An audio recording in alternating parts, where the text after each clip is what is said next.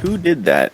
That it's like the post-apocalyptic and the Western are so tied. Is that like a pop culture thing, or is it because they're philosophically kind of similar ground?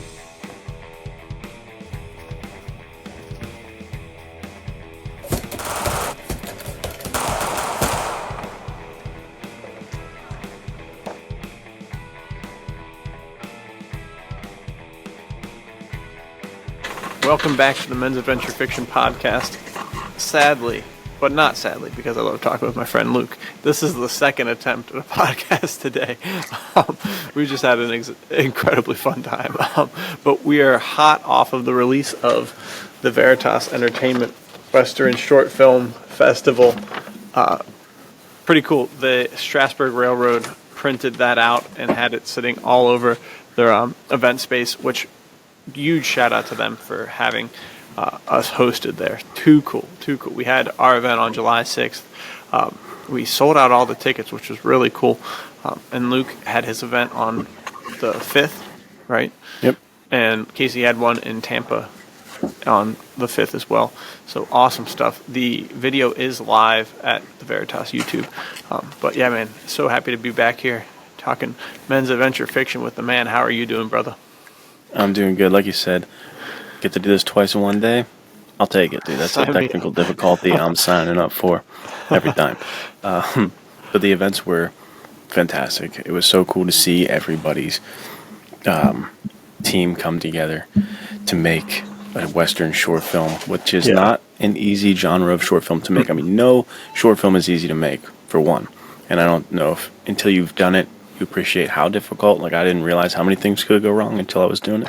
Until they went wrong. Right. But then you look at this genre in particular, you need to make everything period accurate and get the props and everything looking good. So, I mean, serious kudos to everybody who took on that challenge.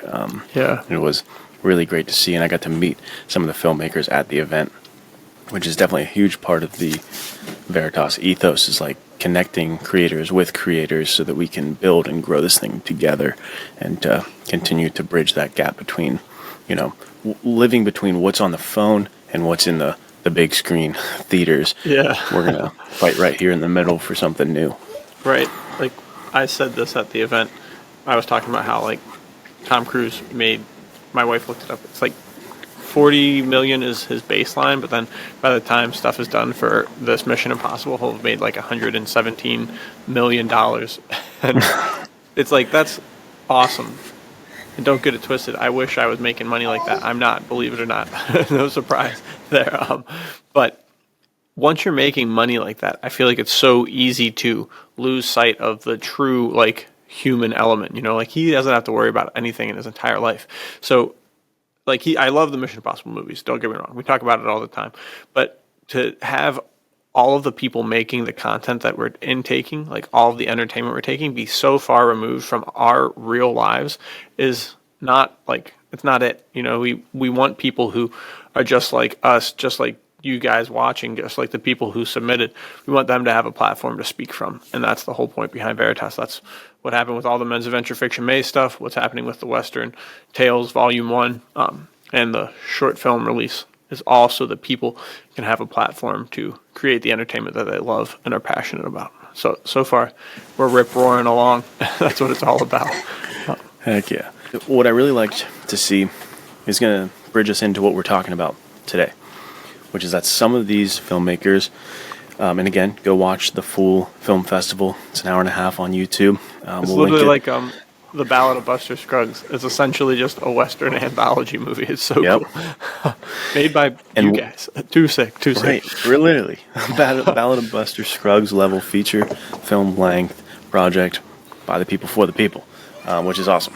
But one thing I really liked in particular is that these, not everybody did the same type of thing. You know what I mean? And there were a few projects in there that were genre bending, which is what we're going to talk about today, where you mix. Some people mix the Western with the comedy. Some people did Western with horror. And that concept of mixing genres, blending genres, sprinkling multiple genres into one, it's the topic that you suggested for this week, and I think is a great idea because It's a fun one. There's just a lot to talk about, and the things that we do bounce back and forth because let me tell you, I don't remember the ones I talked about the first time. They might be different this time. What we say is never going to even scratch the surface as far as the examples. So this episode, we're really going to be relying on your comments and the Discord conversations around what are your favorites in this kind of area. Right. So to start this off, do you want to bring us in with your genre bend? Sure. I think this one's a great one because it highlights like the Western, but it also highlights pretty much so many other genres, and it would be Cowboy Bebop. I mean, literally has cowboy in the name. And this one's so sick. I mean, it has incredible Western themes while it also kind of plays into noir, and then you have like jazzy mafia kind of underlying tone. But the crazy part is, I mean, I've described it, but I've missed out the main point of it being like set in, I think it's 2072. So there is space travel. I mean, there's these sick dogfight episodes where he's literally flying around in his fighter craft, blasting people, and he's one of the best starfighter pilots in the galaxy, dude. So it's so cool. It's just such a rich world to have to spend time in, and Spike is like coolest of the cool. And then you have Jet, who is his partner in crime, but is like, they're both bounty hunters, so not really crime. But Jet was a police detective who got caught up in some bad stuff. So sometimes you'll have like very much noir focused, like detective procedural type stories in there. I mean, it has it all. It's a great series. Right. I love that, and you can tell in watching that show that the creators clearly have a love for the genre and a respect for the legacy of For sure. of the pulps and men's adventure fiction, because to your point, they sprinkle it in also well and also seamlessly, and they even add martial arts films, kind of get their nod as well, because there's a lot of martial arts in this one too. So Cowboy Bebop, I always when I give my like recommendation of Cowboy Bebop, or I say how good it is to anybody, I have to give them the extra preface that showcases how much better it is, that I personally don't even like animated things ever. Like it's really hard to get me to watch anything that's animated, and I know that's a problem for me. I'll figure it out. But when I can say that this show captured my attention. It was really entertaining and super fun, and take that knowing that I don't even like the genre, that shows you what a success I feel like that is, if you can bring in people that don't even like it. And I think underlying this whole conversation is that what I love about genre bending is it brings people over to see new genres, to see things they might not have tried, to see things that they say, oh, I don't really like that, and they're like, actually, I do. That was kind of cool. Yeah. And it opens that world for them. Right, because you're not even a sci-fi guy either. Like, animated sci-fi is probably your worst. I failed to mention that. I don't even like sci-fi at all either. But here I am. Cowboy Bebop. It's such a rich show, so it really does work. I mean, this will like probably piss some people off, but I think it's what Star Wars like dreams that it could be. Now, Star Wars has like all the lightsabers and stuff, which Cowboy Bebop doesn't really touch on at all. But I think that's what, I mean, and I've said this to you before many times, that like every single TV show or thing that we watched could theoretically be in the Star Wars universe, right? Because it's a wide open galaxy of literally like just possibilities. But for some reason, every single movie, every single story has to have a lightsaber ignite in it, and that's like where they focus. There was supposed to be this absolutely crazy game called Star Wars 1313 that was going to come out, and it was literally like Uncharted in space, dude. What? I should link a gameplay trailer. It's like a 10-minute gameplay trailer, dude. And he's literally like jumping. They're in Coruscant, which is this like slum city, basically.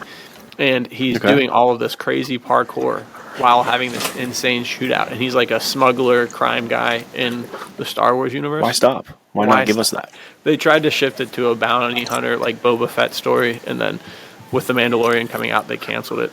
So are they too addicted to their like IP? Like, is this the problem that we have to repeat Darth Vader and like Boba Fett every time? Like, that's what I'm saying. We talked about before, like, because they have bounty hunters in Star Wars and they have the Mandalorian, but the Mandalorian kind of like, it's a fine show. I always get mad because he's like supposed to be the baddest bounty hunter in the whole entire galaxy, and he always ends up getting saved by randos. I think we talked about it before on the podcast, so that's a bummer. But it's also, a lot of people complain that it's like episodic while still being serialized. So episodic meaning like each episode is like self-contained, and they basically felt like, oh, well, he has to go now find this one thing so he can get the information to go find the thing that he was looking for in the beginning. And then, of course, the next episode, it's the same thing. And I don't know, I think they just don't understand how to do that properly, because that's like literally every serial that ever was, like they would basically be like, oh, the Nazi guy is about to get away with this, I'm going to go stop him. And then a bunch of other people show up. He's like, oh, I got to fight through these guys first. And he gets to the end of the episode and he's like, not too much further to his goal, but you're like, oh yeah, dude, I can't wait to see what gets in his way next episode. But so for some reason, them doing that in Mandalorian, everybody's pissed. Everyone's like, oh, here we go, another week of filler episodes. And it's like, I love that like episodic style in a serialized story. I think it's so cool when it's done right, but I have to agree that they did not do it very well, which is a huge bummer. But Cowboy Bebop does do it well. So right. Yeah, Cowboy Bebop, and again, we did do this twice, so let's not repeat anything if we need to jump past this point. But it's very interesting that, and I think this was a point you said the first time we filmed it. Yeah. Is that there's like episodes that will take you to the femme fatale's backstory. There's episodes that will take you to this character's backstory. It does mix it up so much, but you never feel like, what's the point of this? Like, what am I doing here? It actually like deepens, enriches it, or like makes it more rich every time, which is pretty impressive, because there's other shows, dude, you take me to some random character's backstory, I'm going to be like, turn it off. Get it out of my face. I'll fall asleep. Yeah, I think that plays because they've got such a good cast. Everybody's pretty interesting. And there is a through line through the series, but primarily it is episodic. It's like, I think 1, 5, 12, 13, and then like 23 and 24 are all like the main serial part of the story, kind of. And then everything else is like involved, but it's more just like, all right, we got to go catch this bounty. Let's go do it. And crazy stuff happens, and it's really solid. So if you have not watched it, you should definitely check it out, because it's like the pinnacle of sci-fi, in my opinion. I think it's just so dang good. And he makes a lot of other good stuff. I just finished Lazarus, which is another kind of like sci-fi, but it was made with the action director of John Wick, Chad Stahelski. So the fight scenes are just nuts, dude. But that show kind of suffered. It was like the first half would be like, here's a plot dump. The second half would be crazy action. And they would like have that somehow played out. It was never like, let's give you the plot while we give you the action. It was like, all right, you got to have one or the other. It was like, well, I think you can do both, but like, go for it. And it's a pretty good show. Pretty solid. That's funny, dude. That's literally how I think I learned my writing style, was with Casey. We would make movies and be like, all right, we got to do a talking scene, I guess, explain what's happening, and then be like, giant set piece. All right, sick. Fight scene. Well, I guess we got to do a talking scene, explain what's happening. So then I'm trying the whole career to mix the two now. Well, I like, if you have it weighted properly, I feel like that works well. But this one was like some weird incident would happen, then there would be like conversation for like, it's a 24-minute episode, so like 3 minutes would be weird random thing happens, then 17 minutes would be conversation piece, and then like 6 minutes would be, all right, fight scene, and you were like, that didn't add up to 24, but you know what I'm saying. It was like definitely weighted more towards like just talk about it. So it was kind of like surprisingly plot heavy from the guy who made Cowboy Bebop and John Wick. Like you would not expect that at all. It was out of left field, but it is very good. It's a super interesting plot, so it doesn't suffer too much from it. But what about you? What's your first one? First genre bender. So I'm going to mention the one that I want to just note, and then we'll get into the real one. Since it's been the Western Showcase over here with Veritas, between the short film festival that you can go watch right now, plug it again, watch the festival, vote on your favorite one, and Gun Law that I wrote. And these are our two Westerns but Veritas put out, Longwood Trail and Sunrise Over the Valley. These are Veritas Westerns. Gun Law is the Veritas Western that I wrote. So I wanted to touch on a Western horror that I think is one of the best genre blends, which is Bone Tomahawk. And for people who have seen it, I think you're already going to be like, yes, great example, classic, because what I love about it that I mentioned to you was that it tricks you into thinking you're in one type of movie, and then it switches things up. And I love that because in the universe of the story, it's exactly how it would happen. The characters don't know they're in a horror movie. They just think they're living life in the Wild West, doing their thing. And then it switches to a horror in the final act, and it gets so gruesome and so, I don't want to say over the top, but it's like, turns up to 11 pretty quickly. Right. And so I really like that as an example that I'll just note and throw out if you're still in the Western vibe and you want to see a really good Western horror mix. That's my pick. Yeah, but the real pick that we can discuss, unless you want to say something about Bone Tomahawk, did I just cut you off? I was just going to say, my wife and I and my sister-in-law just watched Sinners for the first time, and similar to what you're saying, like, starts out very much not kind of horror. And I saw the trailer, so I knew, like, all of the big spoilers and stuff, but my wife hadn't seen anything, so I was like, don't watch the trailer. We're not going to tell you anything about it. Just go in totally blank. Again, this is a spoiler. But if you've seen the trailer, you've seen, like, the whole movie already. And if you know anything about it, I'm sure you already know it. But it's revealed that there's vampires in, like, the end of the second third. And my wife was like, wait a minute, this is a vampire movie? I can't believe they did this to me. This is it was so funny. I was like, no, this is still, like, a good movie. This is, like, it's getting really interesting now. But it's funny that you mentioned that, like, that's a cool aspect to put in. Like, all right, let's give you a regular genre, and all of a sudden, at the, like, 2/3 mark, boom, it's a horror movie. Like, whoa, that's crazy stuff. Such a gamble, dude. Such a gamble, because what happened to your wife did happen to me. I have had her exact experience with From Dusk Till Dawn. Oh, yeah. Which has been getting a lot of comparisons to Sinners. That's funny. I was obsessed with Quentin Tarantino for like a minute when I discovered him in middle school, high school, somewhere like 9th grade, 8th grade, somewhere like that. And I loved Pulp Fiction, and I loved Reservoir Dogs, and so I wanted to see more of his crime stuff.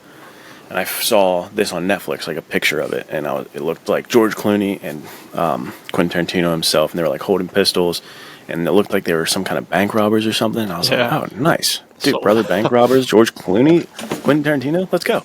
I put it on, and it was exactly that for like 45 minutes, and I was so sold. Dude. I was like, the dialogue is incredible. I was like, this is amazing. Why has my dad never talked about this one? And then I saw why in the second, act where we start to see vampires, and I was like, I hate this, and I turned it off. So I have been, your wife and I have been the other side where I look at Sinners, and I'm like, this is amazing. But I knew that one. Bone Tomahawk is where I was like, oh, you surprised me, and I love it. Yeah, that's really cool. So I don't really know. It's a gamble for the audience, for sure. If you're the writer, it's like, they might hate this. Right, a world where there are no trailers to ruin anything, and you just have to go and see what the movie's about would be crazy. That would be crazy stuff. But we could get back to your actual pick.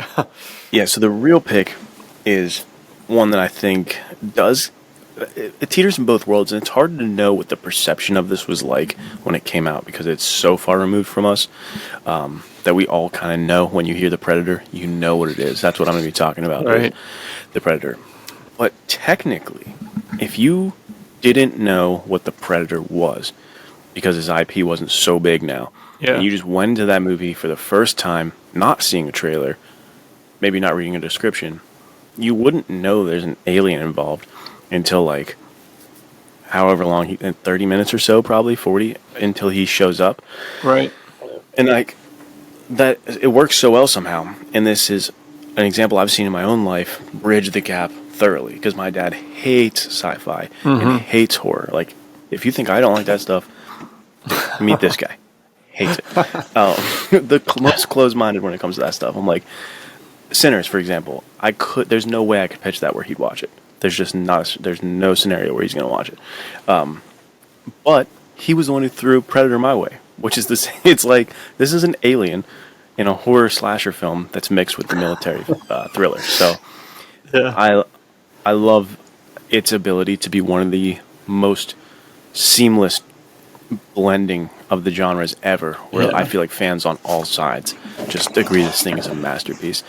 And what the theme we really hit, you and I, the first time we talked about this, is it's the script is just so good for that story. It is written so well, and it touches on so much that really hits to the heart of man and survival and man versus beast in a lot of ways, and the ultimate predator versus the ultimate predator. So those themes can be so action heavy, or so like not philosophy heavy, but like horror and like kind of existential. Super great. So that's my take on Predator being one of the best. Right, and it has like one of the most iconic scenes of all time with the fist grabbing, pumping, dude. Too classic. And I think that there's nothing quite like it. Almost is like the primal thing we were talking about last week, the primal theory episode, where it's like, okay, there's this thing and nothing we can do can save us, and they all kind of take it upon themselves in that moment. It's like, well, we're going to stop this guy no matter what the cost is. Like, we're going to make it happen. And it's so cool to see that. There's I think it's Love, Death and Robots has kind of a similar concept where there's this elite group of special ops guys and they have to go take out it's like a mechanical bear, or a bear with like cyborg abilities. Like it's just insane. And it's the same thing. It's like, dude, we are the only thing stopping this thing from civilization. It's us, or it's gonna like destroy the world. I think that's such a cool concept, and it really does like break down to. I mean, they lose the guns, dude. You got just Arnold running around being Arnold, dude. It's too sick. It is a great example of. Like you said, definitely action, definitely horror, but also you get into like your favorite genre of survivalist, like a man at his like least like nothing other than just what he has to find, dude. It's so sick. Just literally covered in mud with sticks and dude. Using traps and the big rock. Right. That's too good. Do it, kill me, do it now. Love that. That's the other thing is back to the script. There's so many great lines, things that we physically cannot repeat here without getting this thing thrown from the internet and shot into a galaxy somewhere far, far away where they're making the same film over and over in Star Wars. But it's got some of the funniest lines. It's got some of the most like just macho man energy mixed in. So it's truly just a fun, entertaining film at its core. And that's why I think it won over audiences so much. Yeah. I mean, back to you then. What is... Go ahead. Started a whole legacy of sequels, right? I know. Seriously. Crazy. I mean, that's the thing. It's like you physically... Unless it's someone like Grayson and I keep him, like my son, and I keep him isolated from any Predator knowledge. Don't know. And then one day when he's old enough, I show him the movie without telling him. I'll be able to see what it's like to not know what the Predator is. But that's smart. He's too iconic. It is too classic. Yeah, that's some good stuff. I'll keep the horror men's adventure fiction train kind of running, because it's just like you said, it is really solid, and it's also a touch point because we did the Western Short Film Festival, and now we've got the Horror Film Festival coming up.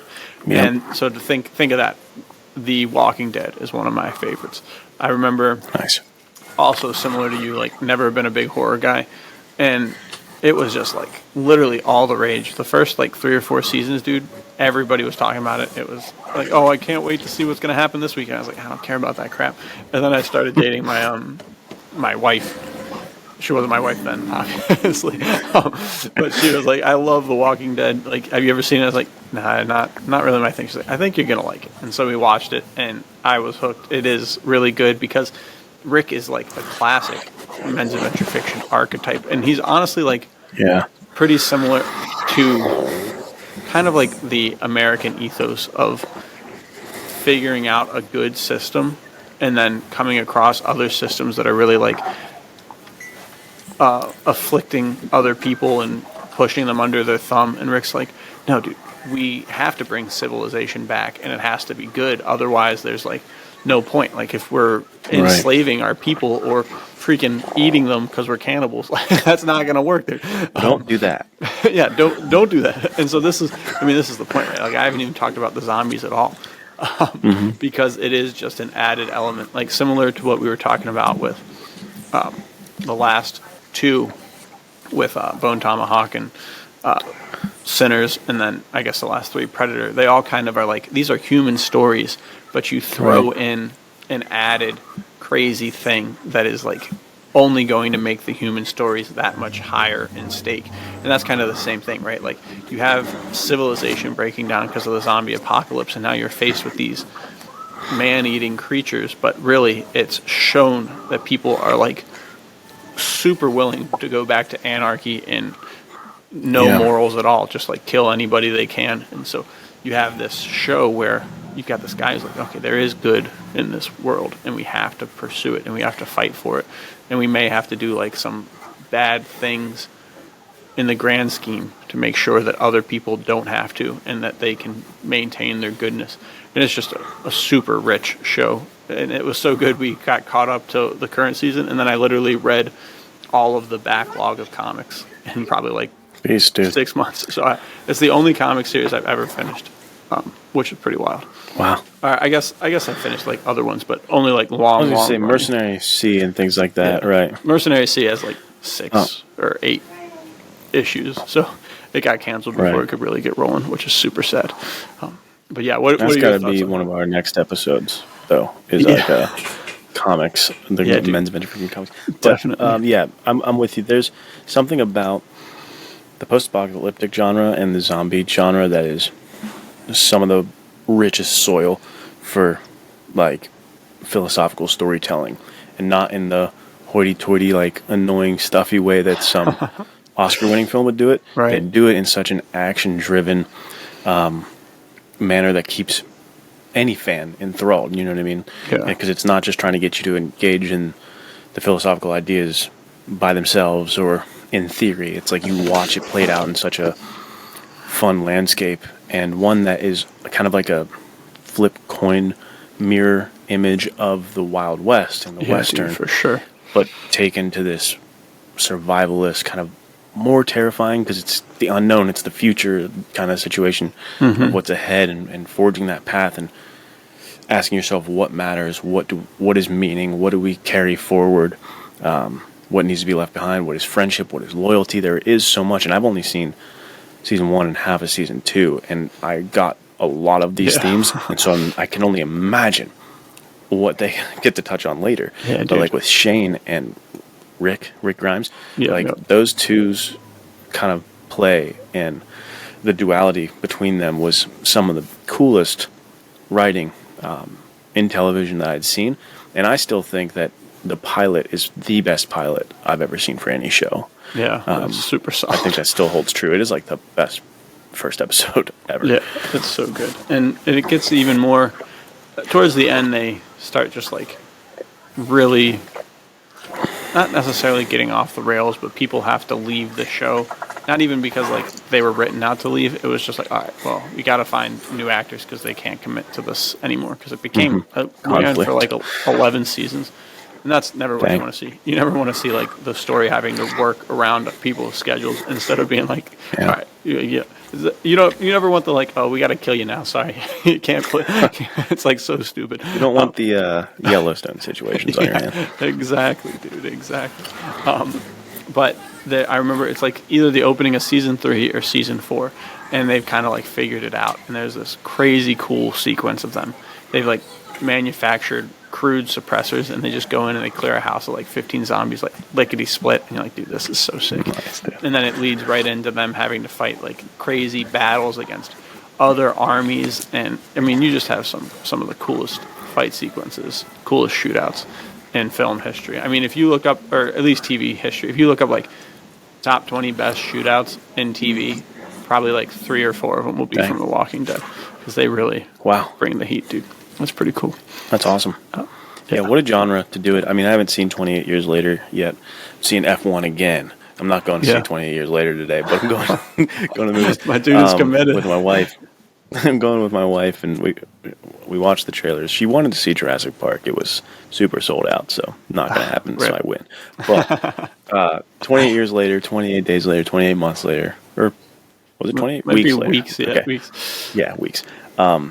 Those stories, same thing. It's like, it's always more about the humans, right? Rather than the zombies. The zombies are that added element, but to your point, it's like, there's so much we can reveal about, we live in a society when you do the whole post-apocalyptic vibe. And if you want to see that done to Philosophy 10, Men's Adventure Fiction Fun 0 to 1, it's The Road. With Cormac McCarthy's The Road. That is, it shows you all the meat that you could take from that genre without kind of the men's adventure fiction fun. It's kind of bleak, but Yeah.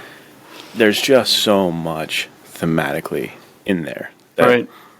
This is why there's so many zombie movies, you know? Right. Because you almost, it's an unlimited well that you could just keep tapping. Just like Westerns, dude. You could just Western, over and over and over again. Right, and that's It what never gets old to me. I mean. We've talked about it before, I think, in passing, but that like the Book of Eli is another classic apocalyptic Western, right? I mean, the dude is literally just a drifting gunslinger, but he's also got that sick machete, dude. Too sick. Love it. I love seeing. That's where, who did that? That it's like the post-apocalyptic and the Western are so tied. Is that like a pop culture thing, or is it because they're philosophically kind of similar ground? I don't know. Like a lawless land, or is it because pop culture infused that? Because Walking Dead had cowboy hats, and Yeah. Book of Eli did the whole drifter thing. Like, what came first? You know, I don't know. I think that it has to the be. thematics, or It's probably just the thought of like when you take away civilization, because I mean that's what Beau Lamore was saying, right? Like Western is just man either fighting to gain civilization or fighting against it, or fighting against like nature. And so as soon as you lose like the trappings, I mean, we're sitting here and it's totally secure. I mean, we're literally on the internet right now. We couldn't be doing this without it. Yeah. So once you like break that stuff down, it really just becomes anarchy. And then you have, I think that once you let people be like, oh, I can just do whatever the hell I want, and the only people that can stop me is someone stronger than me, then you really do end up with like the Wild West, no matter what the time is, you know? So I don't know. I couldn't say specifically which it was, but I'm sure it was like, okay, well, this is like anarchy. It's like, well, the best anarchy is the Wild West. So let's just push those themes in as much as we can, shove that in there. But yeah, I mean, when it started, George Romero, like Night of the Living Dead and stuff, that wasn't Western themed, but it was also. I shouldn't be speaking about this because I've not seen the movie, so maybe I'm wrong. But isn't it like right when it happens? Like, isn't it like as it's occurring rather than? Yeah, I think so. We are in the apocalypse now. Yeah, I think I could be totally wrong. There was probably a long period of time where they never got past the like, oh, they make it out of the Night of the Living Dead, right? You know, like so. Then once that happened, they're like, well, if this happens, society is going to collapse, and then if society collapses, it'll just be the frontier all over again. And if there's a frontier, then you got to have the drifting gunslinger, dude. It's just, it's the rules. This is so fun, dude. What a conversation. Yeah, very fun stuff. Definitely sound off below if you have actual like true knowledge of how this happened. Yeah, there's probably some deep dive knowledge individuals out there who know about the zombie genre and its inception, because I only know about it in like TV and stuff. What is the book lineage of this genre? I would love to know that. That's a really good question. So sound off below for sure. We need you guys. Yeah, for sure. But to kind of circle back, like this is exactly the concept. Like you can, as a men's adventure fiction fan watching this, and you hear, oh, they're doing a horror Western series. Like, that's just going to be like The Conjuring or something like that. Like, what is it, Insidious? Just like no action. It's just going to be like scary jump scares, demons, stuff like that. But I mean, we've just listed 3 or 4 incredible men's adventure fiction stories that have crazy horror elements. So for you guys who are out there who are like, oh man, maybe I should submit something, I got no idea what to do, take your pick from this kind of idea and bring something even more. I mean, like a Western horror is a classic trope, the Weird West. I mean, you can just, pulps are filled with really good men's adventure fiction horror crossovers. Right. So I'm definitely going to try and bring something like that, something, I don't know, something along those lines. The definition of horror for me is definitely looser too, where it's like deliverance. To me, I'm going to call that horror. Yeah. Drop, I'm going to call that horror. Like, some people might see that as thriller, like real horror fans might be like, nah, it's a thriller. It's suspense.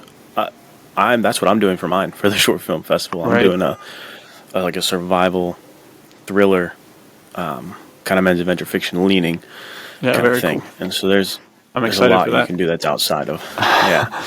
It'll be cool. And I'm excited to see what everyone else, gets to do, because you guys knocked it out of the park with one of the harder genres to pull off on a short film. So cannot even wait till we do the genre that a lot of people get their start in film with because it's yeah. one of the cheaper genres to do, where it's like action, horror, make those, Right. because you can do it on a low budget. So it'd be awesome. Yeah, it will be very cool. Super exciting stuff. Cool to have more events coming up. So love to see it. Now, what about you? What's your next one in the line, dude? This might not be the next one originally, so forgive me if I'm forgetting one and let me know if I am. Good. But Upgrade is what I was going to talk about next. That's a good one. Is that Yeah, that was the one. is that following the proper line? Oh yeah. Upgrade is super cool to me because it's essentially Venom, the Tom Hardy Venom, where that voice in his head and he has all the powers. That's what they do with this, but it's sci-fi and men's adventure fiction because it's like this stem thing in his neck that is like AI or whatever, and it takes over. It can take over his mind and help him accomplish his mission, which I won't spoil. And also, it's been so long, I wouldn't be able to spoil it properly. But he has like a mission. He can't do it on his own, and this thing takes control.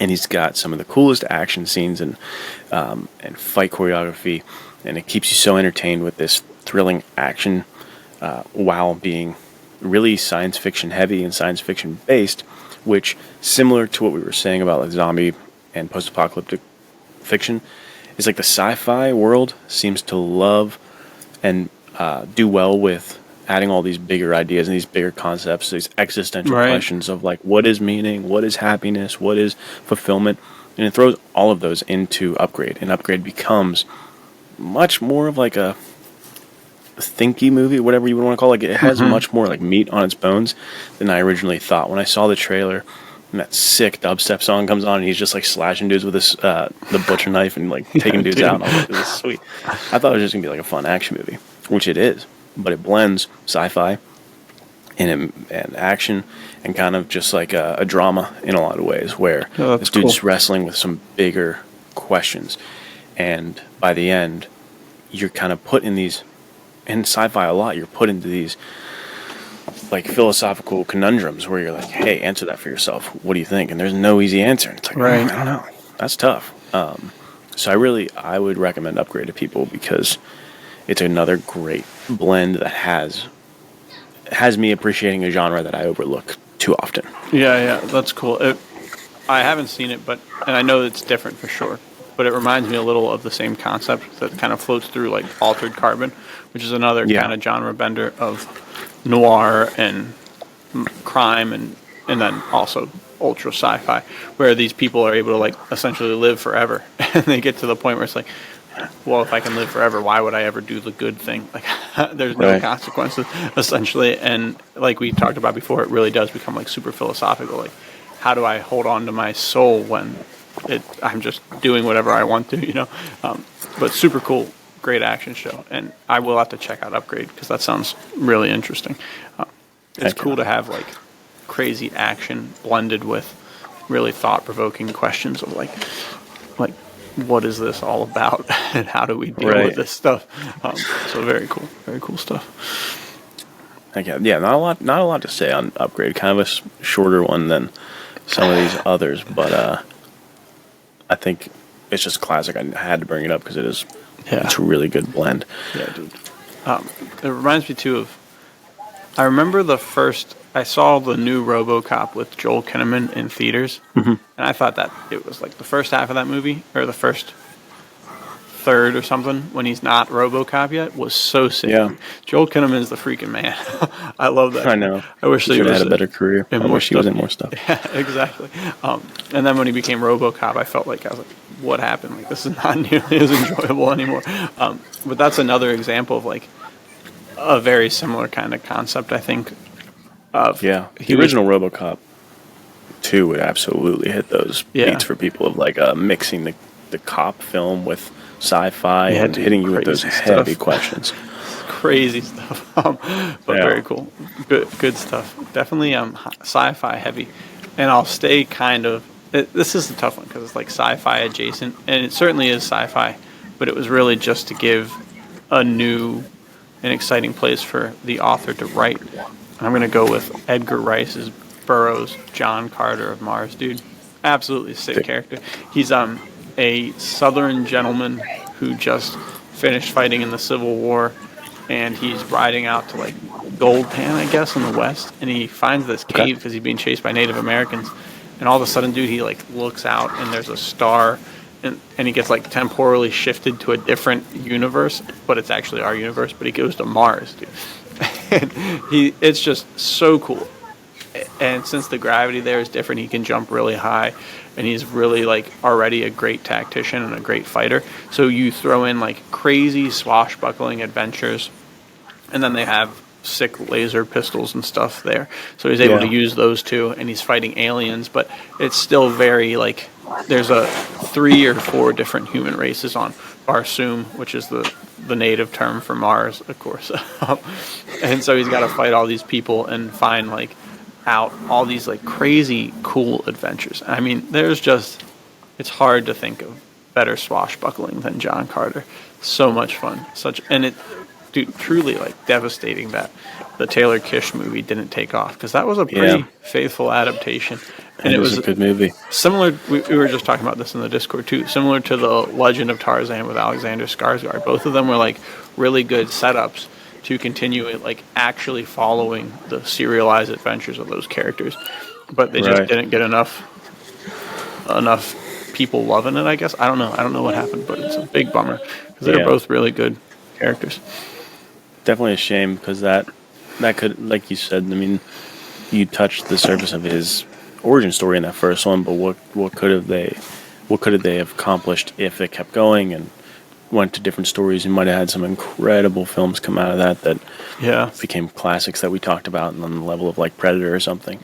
But I think there is something universal, like what we talked about with Predator and Sinners, and one more that we talked about, where it's like this idea of the competent man, the man of action, the hero, kind of like thrusting him into some other world, some other situation that it's like completely foreign, and you're seeing how his competency, his fighting heart, his mind is going to be the weapon that's going to get him through this new world that he clearly has not navigated before. Could not have navigated before. So it's really great to see the use of that kind of like the character, what you would call it, like a drifting hero guy, to the guy drifting hero to the nth degree, dude. Which another character you mentioned does the same kind of thing. The John Carter character himself, there's like a scene where he meets I think they're the red people of Mars, and that's where Deja Thoris, his like the love interest, is from. And they've been in this pitched battle with this other group for, I think it's like a second nation of red people, and they've just been fighting for years, something like that. But basically, no one has an advantage. Things are not looking good for them. But he comes in and he has the tactician's brain, because he's like a United States military soldier from the past. Right. And they're like, dude, you're really good at sword fighting. You're really good at like shooting. And you seem to know like exactly how to strategize. Like, can you do this for us so we can win? And it's like, it's just so cool, dude. It's exactly what you said. Like a competent man coming in and being the man that he needs to be when the situation calls for it.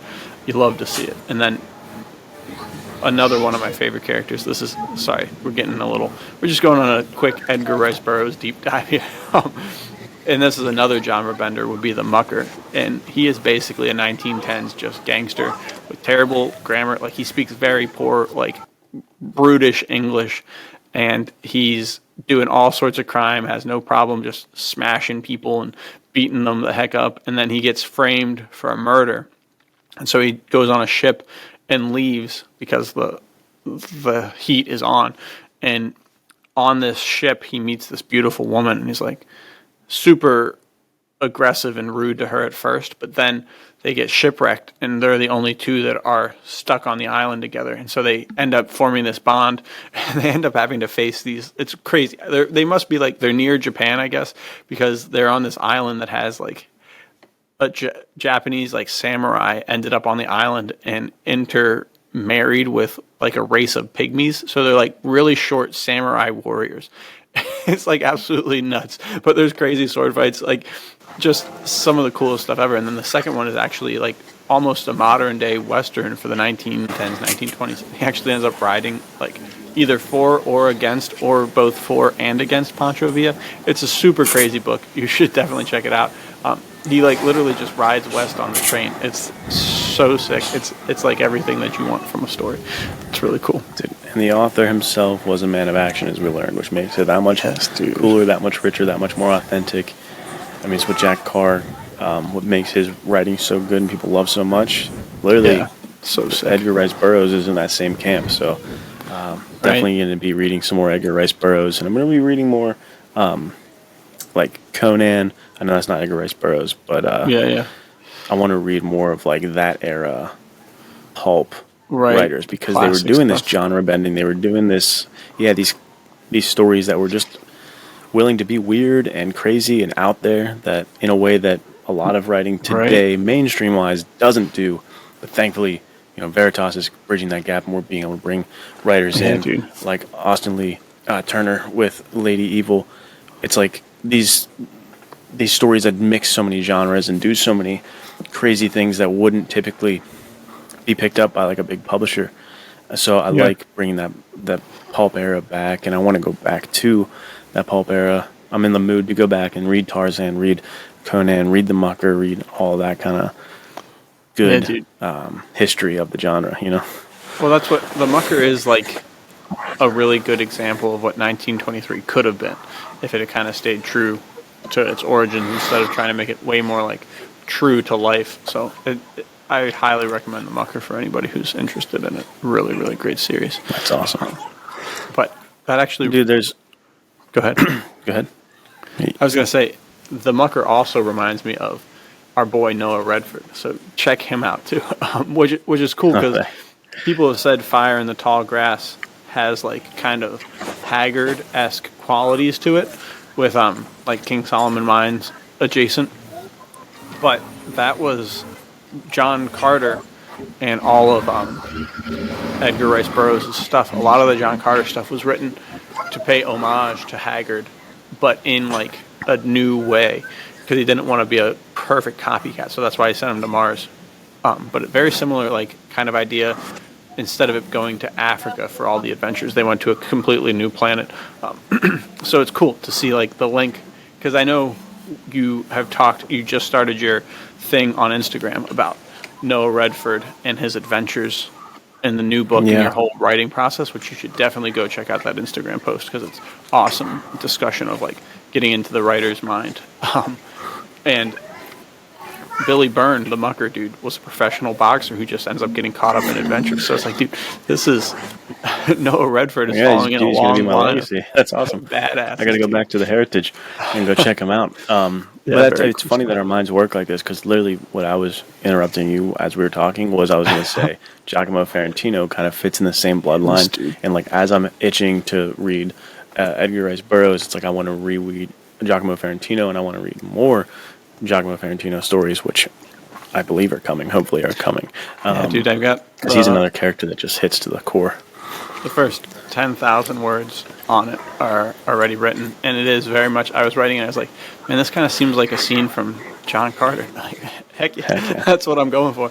So it's cool, super cool to be able to write in these legacies. I mean, you were bringing up Robert E. Howard and Edgar Rice Burroughs. I mean, these dudes literally like created new genres, right? I mean, the stranger in a strange world thing, I guess, had kind of been done before, but never quite as mastered as John Carter did. Unless that could be wrong. I'm not like the historical master of stranger in a strange world type of stories. But Robert E. Howard, I think there may have been one person before. I feel like I remember Grayson talking about that. But Robert E. Howard really invented sword and sorcery, So it's like literally what you said, to have Veritas highlighting authors who are like bringing the heat, dude. This genre bending can create the new genre, or the next 3 new genres. So it's super exciting stuff. Yeah, we like authors taking risks and being bold, new, and different, and following these legacies. It's so good, so great to see, what's coming from this, and this is only the beginning. We've done 12 books now or something, I think, as Veritas. So yeah, I think so. 11 or 12, and more to come, dude. I can't wait to see what the next Conan's going to be. That's like, ooh, look at this. Yeah, dude, taking the world by storm. Speaking of Conan, when I was reading like last year when I was reading some Conan, it always reminds me of Castlevania for whatever reason. I feel like Castlevania must have stolen heavily from those Robert E. Howard stories because it's got the giant spiders and the sword and sorcery guy, the castles. And well, I feel like the one thing about Robert E. Howard's writing that I feel like is spoken about, or maybe that's just not true. Maybe I haven't paid enough attention, but they're so horror filled in general. I mean, like Solomon Kane, dude, crazy stories in there. I talked about the one on the podcast with the hand crawling around by itself, like crazy stuff, dude. I cannot remember for the life of me what this is called, but my friend Jim was showing me this anime and manga that's kind of older. It's like 90s or something. Mm-hmm. Oh, it's gonna drive me nuts, dude. But it literally is a clone of Solomon Kane. I remember him showing me this and being like, "This is from the 90s," and I was like, "Yeah, but is it from like the 30s? Because I think this came first." And he was like, "Dude, that literally is him." I was like, "Yeah, that's crazy. That's crazy." Like, almost like a reboot in a different way for this character. Yeah, that's wild. But yeah, that he's done a lot to build these genres that he's not getting the credit probably that he deserves. Yeah, definitely. So it's great to see our Discord, of course, appreciates him, and the more we talk about him here, and the more you guys talk about him in the comments, the more you guys share. It's like we got to revitalize and revamp Robert E. Howard and literally all the pulp writers, like all their legacies need a little buffering, some shine, because they need appreciated more than they are. Right. The world needs to know about them. Well said, well said. But I think this brings us to your last genre bender, right? Yeah, which is going to be a bit of a whiplash from our last conversation about like Robert E. Howard and the Mucker and Predator, all this kind of stuff. It goes in a really different direction where I'm talking comedy action. Because there's so many action comedies that are very funny and very action heavy, like Lethal Weapon, The Nice Guys, like the Shane Black scripts are some of the best comedy action I think there is. But to me, it's like, I don't know, they're almost too action. They're just funny action movies. Right. But Rush Hour is the one I wanted to point out. Or input any Jackie Chan movie if you want to do like Shanghai Night, Shanghai Noons. That, to me, is like the perfect balance of action comedy. Like if I want a comedy film, I can go to Rush Hour. If I want an action movie, I can go to Rush Hour. And it's going to hit both of those. And that's super impressive to do in that balance where the action's actually that good and the comedy's that funny. So Rush Hour to me is a verifiable classic. Yeah, dude. And I think it's so good because I don't think I've seen anything other than the first one. But the first one, like, it handles really kind of stressful situations or kind of like difficult situations with comedy so well, and it makes it so fun. And I mean, the charisma, the chemistry between those two, dude.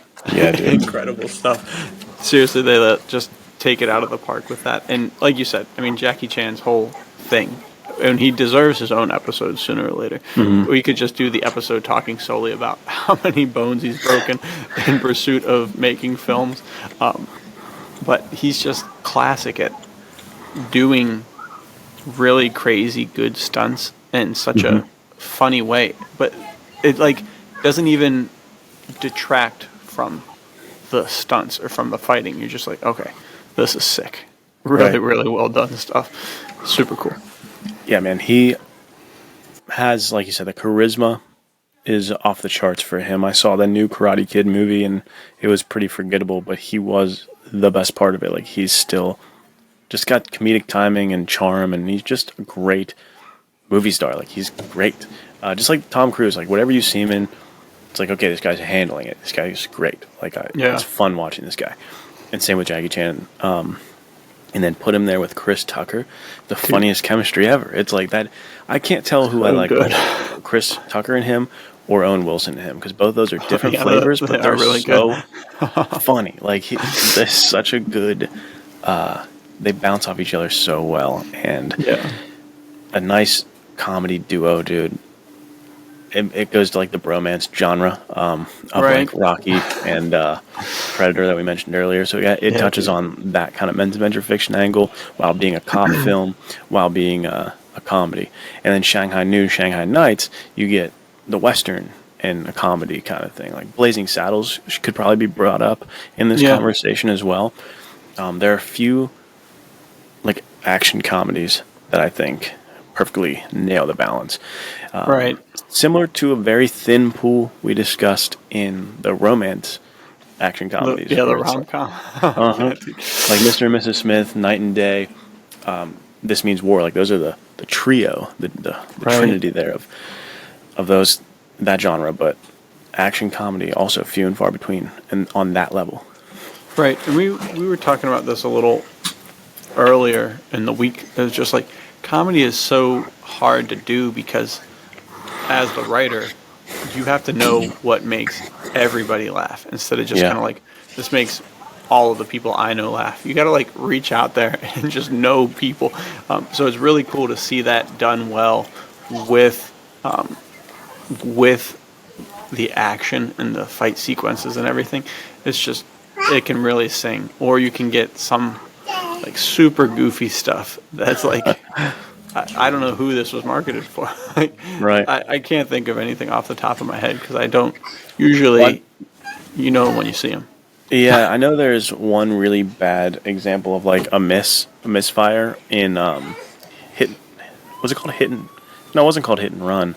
It was a movie with Bruce Willis and Tracy Morgan. Okay. I can't remember what it was called, but it was a misfire in a lot of people's eyes because to the point of like balancing it didn't balance it very well. Where once it got serious, it almost got too serious and was too violent, and it was like, I don't know, that's like not fun anymore. This is not fun anymore. Yeah, you're like, this isn't fun. That was too much. That's and it just doesn't hit that perfect spot. So kudos to those people. I mean, it looks simple. Maybe people don't give it the credit it deserves, but to make an action comedy, I don't think I could do that at this stage of my life. I mean, that's a difficult maneuver. Well, like you said, you can do like an action movie that has some funny parts, but to do like a full-on comedy, man, crazy challenging work. But yeah, that was fun conversation though. This is for sure only scratching the surface. Absolutely want to hear from you guys in the comments what your favorites are. And Nathaniel and I were talking earlier, like what are the things you want to see? Like I want to see like an Ocean's 11 in the Wild West. I want to see that'd be so cool. Something like that would be really cool to me. But I want to hear what you guys like. What's on your wish list? Honestly, dude, now I'm thinking about a heist Ocean's 11 thing in a Conan universe would be kind of sick too. Like that would be really cool. That would be sweet.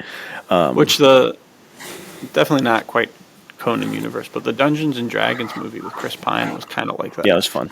And it's a pretty good action comedy. It's pretty fun. Yeah, it is a pretty good. Very good. But that like a serious heist in a Conan universe, dude, would be so cool. That's a really good idea. Castle heist, dude. The castle heist. One day, once we get the budgets, we'll be making these bad boys for the Veritas Short Film Festivals once they're going bananas. Yeah, too cool, dude. Too cool. But for an end segment, I think we should talk about another genre bender, and one that is coming soon to a bookstore near you. You want to lay it on him, brother? Yeah, dude. This is a super important PSA from us. It is to pick up Blood and Treasure by Ryan Pote. Yes. And we, like, in all sincerity, we should all be picking this book up for many reasons, which we will get into the reasons of like why it's a great book and why it's a great genre bending and why you should get it for that. But specifically, if you're watching this and you're invested in what we're talking about, you love this genre, you're getting pumped when we're mentioning certain characters or writers from the history of this genre. You need to invest in the future of this genre by showing Penguin Random House, who's publishing this book, show them that you do exist. You're a reader out there who wants this kind of content. Right. That's how I've been thinking about it, is like I want to vote with my wallet because that's what big publishing houses care about. And I'm trying to tell everybody I know to buy this book. And I'm telling, people outside of this, what we're doing here, but this is the spot that we should all be behind him and trying to help this thing do as well as it possibly can. But that's only the kind of like philosophical reason to get it. Well, the truth. I mean, Go ahead. we talked so much about how much we love it, but didn't you say you gave it to your sister? Yeah, that's what I'm going to get into now. It's like that's just the basis of why you should get it on that level. But dude, from a reader's perspective, it is a truly phenomenal book. Like No had doubt, so no much question. fun with it. It's like Clive Cussler, Indiana Jones, like high adventure to what you'd want, mixed with.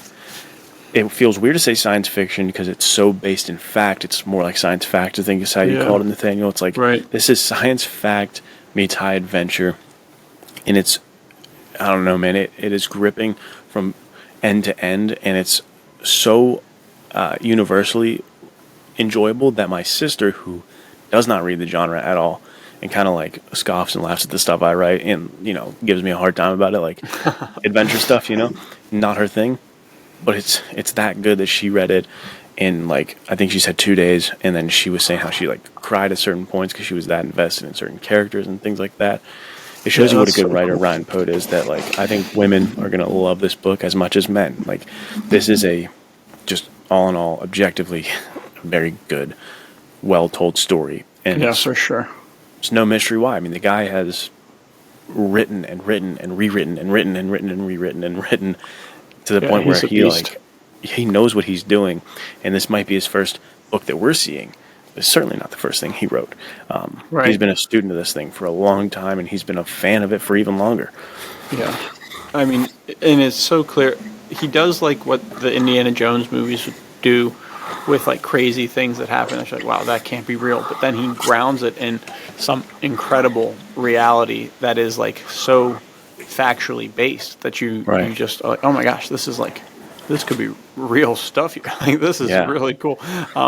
And he is the king of marketing. The dude knows how to really pull you in. I mean, he's got his Goodreads group, and he also has this thing on his website. You click a button and you go on your phone, and it opens up your phone's camera, and it does an augmented reality when you point it at the book cover, and it is so sick. It's like I don't even understand how he could make that happen. My mind, like, when it happened on the book cover, my mind was like falling out my ears. I couldn't understand. So the dude knows how to tell a phenomenal story, and he knows how to build a rich world for that story to inhabit. Like, I mean, he said on the podcast some crazy stuff is in development, and he said on Suit Up the podcast that if you watch that one and watch the video, his backdrop has a bunch of sneak previews for book 2 in the series. So this guy is here to stay, and like Luke said, we can make sure that we are giving him as much support as possible, because we want the golden age of men's adventure fiction, pulp adventure, high adventure to come roaring back to the forefront, and we can tell Penguin Random House that by pre-ordering it. The book goes live July 22nd, so that's still 15 more days, 14 days, something like that. Just buy the heck out of this book, and then when it sells, if you didn't have time to pre-order it, go pick it up, because you are going to love it. It is. It's got the action, it's got the adventure, it's got the intrigue, man. It is a great book. Absolutely. And we've said it before, if there was any third guest or like a third host that could like just fully replace me if I needed to go, or like just be the third man, it'd be him. Or like me. He's the man. He could hold his own on every single episode we've ever done, because he's just that much of a fan, like we are and like you are. He's literally one of us, right? And so we want to see him succeed, and we have the chance to help him as much as we can. I'm excited to see this be the book of the summer.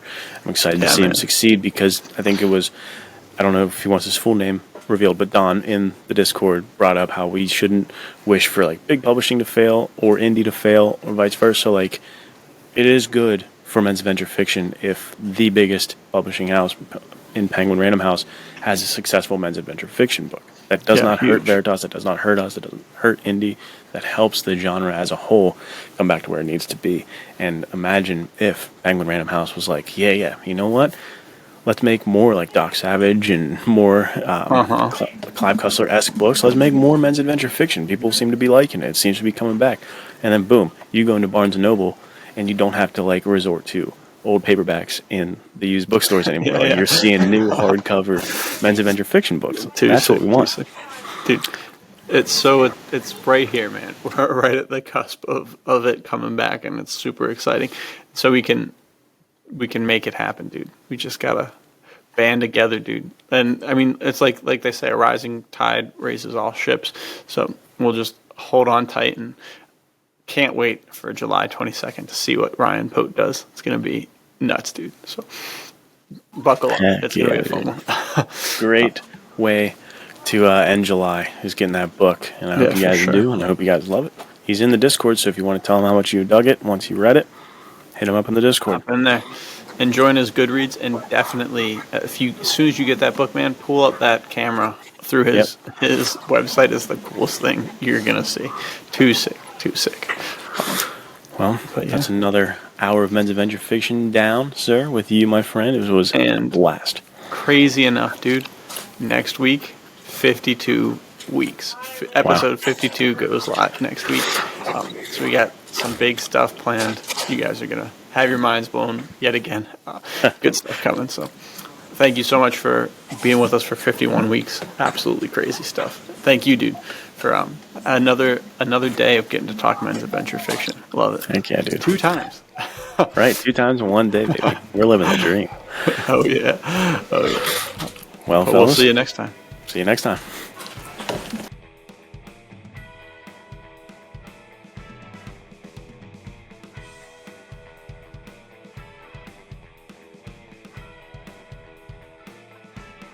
You gents don't want to do this. Why's that, Butch? He is one mean hombre. Lickety split with those 6 Nazis. Those banditos won't get that bad. No one robs my train on my watch.